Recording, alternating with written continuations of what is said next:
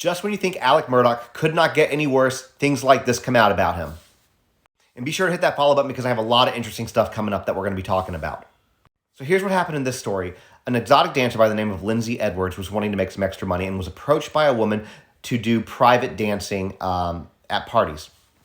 When she arrived to her first party, which was back in 2014, she was then told by the woman that she was going to have to service the clients, at which point she wanted to leave. A bodyguard there put a firearm to her head and threatened to basically take the life of her and then her daughter if she didn't stay. Her first client was Alec Murdaugh.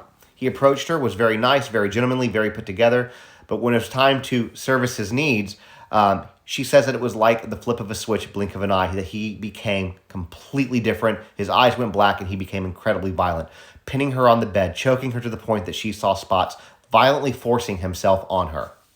To the point that as soon as she could get away, she ran out of the room completely naked. A few weeks later, she was trafficked to another job in North Charleston where the client was, guess who? Alec Murdaugh.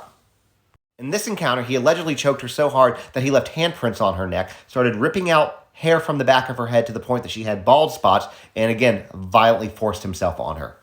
As soon as she was able to get away, she fled in an Uber until the people trafficking her found her and then forced her to go back to Alec, who at that point was incredibly angry.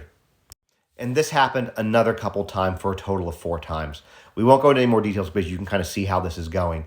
But to me, my personal opinion is this shows how he can flip a complete switch, and maybe he was capable to pull those triggers. What do y'all think?